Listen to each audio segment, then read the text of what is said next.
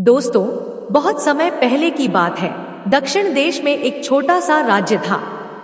उस राज्य के राजा महाराज वीर सिंह अपनी प्रजा के बेहतरीन शासक और न्यायप्रिय राजा के रूप में जाने जाते थे।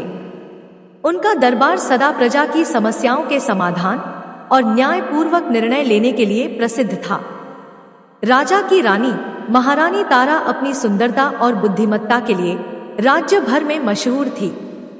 उसका रूप ऐसा था जैसे चांदनी रात की शीतलता और गुलाब की महक एक साथ मिल गई हो। उसकी जवानी की आकर्षण इतना मनोहर था कि उसे देखकर राज्य के लोग उसकी प्रशंसा किए बिना नहीं रह पाते। रानी तारा और वीर सिंह का प्रेम उदाहरण के रूप में दिया जाता था।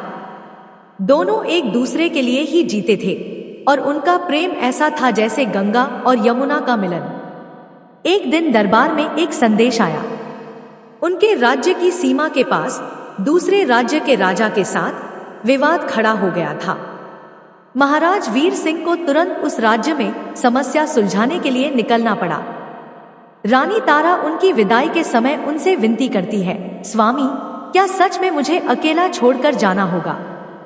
मैं आपके बिना एक पल भी नहीं रह सकती। महाराज वीर सिंह ने कहा, महारानी, यह मेरा कर्तव्य है। मैं वचन देता हूं कि मैं जल्द से जल्द लौट आऊंगा। तब तक तुम अपने स्वाभिमान और अपने राजमहल की जिम्मेदारियों को संभालो। राजा के जाने के बाद रानी अपने राज्य और राजमहल की देखभाल में लग गई, लेकिन उसका मन उदास रहता। रानी तारा एक रात अपने महल के श्रृंगार कक्ष में बैठी हुई थी। उसके सामने एक बड़ा आईना था जिसमें वह अपने रूप को निहार रही थी। रानी तारा मन में सोचती है, मेरा रूप इतना सुंदर है, फिर भी पति के बिना यह रूप अधूरा लगता है। उनके बिना एक भी रात काटना असंभव हो गया है। मैं कैसे अपने मन की प्यास को बुझाऊं? उसकी उदासी और उसका व्याकुल रूप उसके चेहरे पर साफ दिखाई दे रहा था। तभी एक दासी अंशिका कक्ष में प्रवेश करती है। दासी अंशिका रानी को देखकर कहती है, महारानी जी, आप इतनी उदास क्यों हैं? क्या मैं आपकी कोई सेवा कर सकती हूँ? रानी तारा ने कहा, अंशिका, मेरे मन की प्यास ऐसी है जो किसी भी सेवा से नहीं बुझ सकती। राजा के बिना मेरा जीवन अधूरा लगता है। अंशिका थोड़ा घबराती है, लेकिन अपनी रानी की व्यथा सुनने के लिए उसके पास बैठ जाती है। रानी और दासी के बीच एक गहरी वार्तालाप शुरू होती है। रानी के चेहरे पर उदासी थी और अंशिका के मन में चिंता। अंशिका ने रानी के मन की गहराई को समझने की कोशिश करते हुए धीरे धीरे बातचीत शुरू की। अंशिका ने संकोच के साथ कहा, महारानी जी, अगर आपकी आज्ञा हो तो मैं क्या पूछ सकती हूँ कि आपके मन में ऐसा कौन सा दर्द है जो आपको चैन नहीं लेने दे रहा है? रानी तारा ने आह भरते हुए कहा, अंशिका, मैं तुम्हें कैसे बताऊं? राजा के बिना मेरा मन कहीं भी नहीं लगता है। ऐसा लगता है जैसे मेरे जीवन से सारी खुशियां छीन गई हो। मेरी आत्मा उनकी निकटता के बिना बेचैन रहती है। रात और भी कठिन हो जाती है। रानी की बात सुनकर अंशिका ने सहानुभूति से कहा, महारानी जी, मैं समझ सकती हूँ कि राजा के बिना आपको अकेलापन कैसा महसूस होता होगा, लेकिन समय के साथ यह पीड़ा कम हो जाएगी। आप अपनी शक्ति और कर्तव्य पर ध्यान केंद्रित करें। रानी ने अंशिका की बातों को सुना, लेकिन उसकी बेचैनी कम नहीं हुई। उसने अंशिका को पास बुलाया और उसके हाथों को अपने हाथों में थाम लिया। रानी तारा ने धीमे स्वर में कहा, अंशिका, तुम मेरी सबसे विश्वासपात्र दासी हो। मैं अपने मन की बात तुम्हारे अलावा किसी से साझा नहीं कर सकती। मेरी एक समस्या है जिसे मैं किसी भी तरह हल करना चाहती हूँ। अंशिका ने रानी से कहा, महारानी जी, आप जो भी कहेंगी मैं आपकी मदद के लिए तैयार हूं। बस मुझे आदेश दीजिए। रानी ने एक पल के लिए अपनी नजरें झुका ली और फिर अंशिका की तरफ देखा और कहा, अंशिका, मेरी एक प्यास है, एक ऐसी प्यास जो राजा के साथ होने पर ही बुझती है। अब उनके बिना यह प्यास असहनीय होती जा रही है। मैं चाहती हूं कि तुम मेरी मदद करो। रानी की बात सुनकर अंशिका ने घबराते हुए कहा, महारानी जी, मैं आपकी सेवा में सदैव समर्पित हूँ, लेकिन मैं यह नहीं समझ पा रही हूँ कि मैं आपकी समस्या का समाधान कैसे कर सकती हूँ। रानी ने अंशिका को और पास में बुलाया और उसे अपने पास बैठने का इशारा किया। अंशिका डर और शर्म के साथ रानी के पास बैठ गई। रानी तारा ने धीमे स्वर में कहा, अंशिका, तुम्हारी सरलता और समर्पण ने मुझे हमेशा प्रेरित किया है। मुझे लगता है कि सिर्फ तुम ही मेरी इस समस्या का समाधान कर सकती हो। अंशिका ने चकित होकर कहा, महारानी जी, मैं आपकी बात नहीं समझ पा रही हूँ। कृपया आप स्पष्ट शब्दों में कहिए। रानी तारा ने उसके चेहरे को हल्के से स्पर्श करते हुए कहा, मुझे लगता है कि हम दोनों एक दूसरे की प्यास को बुझा सकते हैं। अंशिका को यह सुनकर गहरा झटका लगा। वह पहले तो कुछ नहीं कह पाई। उसकी आंखें फटी की फटी रह गई और वह अपनी जगह से खड़ी होने लगी। अंशिका ने हिचकिचाते हुए कहा, महारानी जी, यह तो कभी मैंने सपने में भी नहीं सोचा। मैं आपकी दासी हूँ, आपकी सेवा के लिए हूँ, लेकिन इस तरह से मैं नहीं जानती कि मैं क्या कहूँ। अंशिका की बात सुन रानी तारा ने शांत स्वर में कहा, अंशिका, चिंता मत करो, मैं तुम्हें सब कुछ सिखा दूंगी। तुम मुझ पर भरोसा करो, यह हमारा रहस्य होगा। अंशिका असमंजस में थी। एक ओर वह अपनी रानी के प्रति वफादारी निभाना चाहती थी और दूसरी ओर उसे यह सब गलत लग रहा था। कुछ देर तक दोनों के बीच मौन अवस्था रहा। फिर रानी ने उसे धीरे से समझाया और उसके झिझक को दूर करने की कोशिश की। रानी तारा ने अंशिका की आंखों में झांकते हुए कहा, अंशिका, तुम्हारी वफादारी और समर्पण को मैं जानती हूँ। मैं तुमसे कोई गलत चीज नहीं मांग रही हूँ। यह सिर्फ हमारे बीच का एक रहस्य रहेगा। तुम मेरी मदद करो। अंशिका अपनी जगह पर असमंजस में खड़ी थी। उसके मन में कई सवाल उठ रहे थे। उसे यह सब अनैतिक लग रहा था, लेकिन रानी का आग्रह उसे अस्वीकार करने की हिम्मत नहीं दे रहा था। अंशिका ने संकोच में कहा, महारानी जी, मैं आपकी हर सेवा करने को तैयार हूँ, लेकिन यह बात मेरी समझ के परे है। मैंने ऐसा पहले कभी नहीं किया। रानी तारा ने मुस्कुराते हुए कहा, अंशिका, सब कुछ पहली बार होता है। चिंता मत करो, मैं तुम्हारे साथ हूं। मैं तुम्हें सिखा दूंगी, बस मुझे निराश मत करो। रानी ने अंशिका का हाथ पकड़ा और उसे पास में बिठा लिया। अंशिका की झिझक धीरे धीरे कम हो रही थी। रानी ने उसके चेहरे पर हल्का से हाथ फेरा। अंशिका के मन में अभी उथल पुथल मची हुई थी, लेकिन वह हैरानी की बातों का विरोध नहीं कर पाई। उस रात रानी और अंशिका ने एक नया अध्याय शुरू किया। रानी ने हंसिका को अपनी प्यास और भाव को व्यक्त करना सिखाया। शुरू में अंशिका घबराई हुई थी, लेकिन धीरे धीरे वह रानी के साथ सहज महसूस करने लगी। रानी तारा ने नरम स्वर में कहा, देखो अंशिका, यह सिर्फ हमारे लिए है। यह हमारा निजी सुख है और इसमें कुछ गलत नहीं है। हम बस एक दूसरे का सहारा बन रहे हैं। अंशिका ने सिर झुकाकर हामी भर दी। उस रात रानी और अंशिका ने एक दूसरे की इच्छाओं को पूरा किया। अगली सुबह जब दोनों अपने अपने कक्ष में थी, तो अंशिका के मन में कई सवाल उठ रहे थे। उसे लग रहा था कि वह अपने कर्तव्य और नैतिकता से भटक रही है, लेकिन रानी से अपनी बातें साझा करने का साहस जुटाकर अंशिका ने रानी से पूछा, महारानी जी, जो कल रात हुआ क्या वह सचमुच सही था? मुझे लगता है कि हम प्रकृति के नियमों के विरुद्ध जा रहे हैं। रानी तारा ने कहा, अंशिका, तुमने जो किया वह हमारी भावनाओं को समझने का एक तरीका था। इसमें गलत क्या है? यह तो बस मेरी आत्मा को सुकून देने का जरिया है।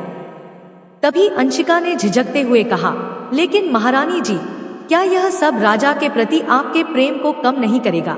और अगर किसी को यह बात पता चल गई तो क्या हो? रानी ने कुछ पल चुप रहकर सोचा और फिर अंशिका के सिर पर हाथ रखते हुए कहा, तुम्हारी चिंता जायज है, लेकिन यह सब हमारे दिलों तक ही सीमित रहेगा। राजा मेरे जीवन का हिस्सा है और तुम मेरी आत्मा का। इन दोनों में कोई तुलना नहीं हो सकती। कुछ दिन ऐसे ही बीत गए। रानी तारा और अंशिका हर रात एक दूसरे के साथ अपनी इच्छाओं की प्यास बुझाने में व्यस्त रहीं। दोनों के बीच का रिश्ता गहरा होता जा रहा था। रानी ने अंशिका को केवल अपनी दासी ही नहीं बल्कि अपने साथी के रूप में देखना शुरू कर दिया था। अंशिका भी रानी के साथ इन पलों का आनंद लेती रही, लेकिन उसके मन में किसी कोने में एक अजीब सी बेचैनी ने घर बना लिया था। उस रात महल के कक्ष में चांद की हल्की सी रोशनी खिड़की से आ रही थी। रानी और अंशिका एक साथ बिस्तर पर लेटी हुई थी। रानी अंशिका की बाहों में थी। रानी तारा ने मुस्कुराते हुए कहा, अंशिका, तुम्हारी मौजूदगी ने मेरे जीवन को बहुत आसान बना दिया है। राजा के बिना यह सब सहना मुश्किल था, लेकिन तुम्हारी वजह से मेरी उदासी दूर हो गई है। अंशिका ने रानी की बातें सुनी, लेकिन इस बार वह पहले की तरह सहज नहीं थी। उसने हल्की आवाज में कहा, महारानी जी, अगर आपकी आज्ञा हो तो मैं एक बात कहूं। रानी तारा ने प्यार से कहा, तुम्हें मुझसे कुछ भी कहने के लिए आज्ञा लेने की जरूरत नहीं है। जो भी तुम्हारे मन में है वह बेझिझक कहो। अंशिका ने अपनी आंखें झुका ली और धीमे स्वर में बोली, महारानी जी, मैंने कभी सोचा नहीं था कि हम इस मार्ग पर चलेंगे। मैं आपकी सेवा में समर्पित हूँ, लेकिन अब मेरे मन में कई सवाल उठने लगे हैं। क्या यह सब सही है? रानी ने उसकी तरफ देखा, जैसे उसे यह सवाल अजीब लग रहा हो।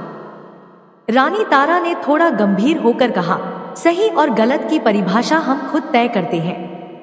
मैं और तुम जो कर रहे हैं वह हमारी आत्मा और शरीर की शांति के लिए है। इसमें गलत क्या है? अंशिका ने गहरी सांस ली और अपनी बात जारी रखी। अंशिका ने कहा, महारानी जी, मैं जानती हूँ कि हम दोनों एक दूसरे के लिए सुख का कारण बन रहे हैं, लेकिन क्या आपने सोचा है कि यह सब कब तक चलेगा? यह वासना हमें किस दिशा में ले जा रही है? रानी ने थोड़ा असहज होकर कहा, अंशिका, मैं तुम्हारी बात समझ नहीं पा रही हूँ। क्या तुम यह कहना चाहती हो कि हमें यह सब बंद कर देना चाहिए? अंशिका ने रानी से कहा, महारानी जी, मैं ऐसा इसलिए कह रही हूँ क्योंकि यह वासना एक जाल है। यह हमें आपस में बांट रही है, लेकिन इसका असर आपके और राजा के रिश्ते पर पड़ सकता है। रानी ने उसकी बातों को ध्यान से सुना और कुछ सोचने लगी। अंशिका ने अपनी बात जारी रखते हुए कहा, महारानी जी, प्रकृति ने पुरुष और स्त्री को एक दूसरे के लिए बनाया है। जो सुख एक स्त्री को पुरुष के साथ मिलता है वह एक स्त्री दूसरी स्त्री को नहीं दे सकती। यह हमारा भ्रम है कि हम एक दूसरे को पूर्ण कर रहे हैं, लेकिन सच यह है कि हम एक दूसरे के गुलाम बन रहे हैं। रानी ने धीरे धीरे अंशिका की तरफ देखा। रानी तारा ने गंभीर स्वर में कहा, अंशिका, तुम्हें ऐसा क्यों लगता है कि यह सब राजा के और मेरे रिश्ते को प्रभावित करेगा? मेरा प्यार राजा के लिए कम नहीं हुआ है। अंशिका ने रानी से कहा, महारानी जी, हो सकता है कि यह अभी आपको ऐसा ना लगे, लेकिन यह वासना की अंधी दौड़ हमें गलत दिशा में ले जा रही है। मैं डरती हूँ कि कहीं ऐसा ना हो कि आप राजा के प्रति अपने प्रेम को भूल जाए। अंशिका की बातों ने रानी को सोचने पर मजबूर कर दिया। उसने कुछ पल के लिए खामोशी बरती और फिर बोली, अंशिका, तुम्हारी बातें सही ही लग रही है। जब से यह सब शुरू हुआ है मैंने महसूस किया है कि राजा की यादें मेरी सोच से कहीं दूर हो गई है, लेकिन मैं यह नहीं मान सकती कि यह सब गलत है। रानी की बात सुनकर अंशिका ने कहा, महारानी जी, हम प्रकृति के नियमों के खिलाफ जा रहे हैं। यह क्षण भर के लिए है, हमें इसे यहीं समाप्त कर देना चाहिए।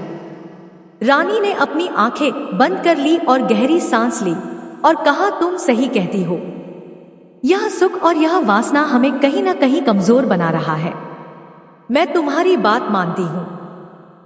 आज के बाद यह सब खत्म होगा। उस रात रानी तारा ने गहरी सोच में अपना समय बिताया। अंशिका की बातों ने उसके मन में एक हलचल मचा दी थी। उसने पहली बार महसूस किया कि वह अपनी इच्छाओं के मोह में पड़कर सही और गलत का भेद भूल गई थी। अगली सुबह रानी ने अंशिका को अपने पास बुलाया। रानी तारा ने अंशिका से कहा, अंशिका, कल रात तुम्हारी बातें मेरे मन में गूंज रही थी। मैंने खुद से सवाल किया और महसूस किया कि तुम सही कह रही हो। यह सब हमें केवल हमारे कर्तव्यों से दूर ले जा रहा था। यह रास्ता अब समाप्त होना चाहिए। अंशिका ने सिर झुका लिया और नम्रता से कहा, महारानी जी, मेरा उद्देश्य आपको समझाना था। मैं केवल चाहती थी कि आप अपने और राजा के रिश्ते को फिर से इस पवित्रता और प्रेम से भर दें जैसा पहले था। रानी तारा ने मुस्कुराते हुए कहा, तुम्हारे जैसे सच्चे साथी का होना मेरे लिए सौभाग्य की बात है। मैंने जो किया वह गलत था, लेकिन अब मैं राजा के प्रति अपने कर्तव्यों और प्रेम को नहीं छोड़ूंगी। रानी ने अंशिका का हाथ पकड़कर कहा, अंशिका, हम दोनों ने जो समय साथ बिताया उसे मैं भूल नहीं सकती, लेकिन अब हमें एक नई शुरुआत करनी होगी। तुमने जो साहस दिखाया उसने मुझे सही दिशा दिखाई। मैं चाहती हूँ कि तुम हमेशा मेरे साथ रहो, लेकिन अब हम प्रकृति के नियमों का उल्लंघन नहीं करेंगे। अंशिका ने दृढ़ता से कहा, महारानी जी, मैं हमेशा आपकी सेवा में रहूंगी। मैंने जो महसूस किया वह केवल आपका भला चाहने के लिए था।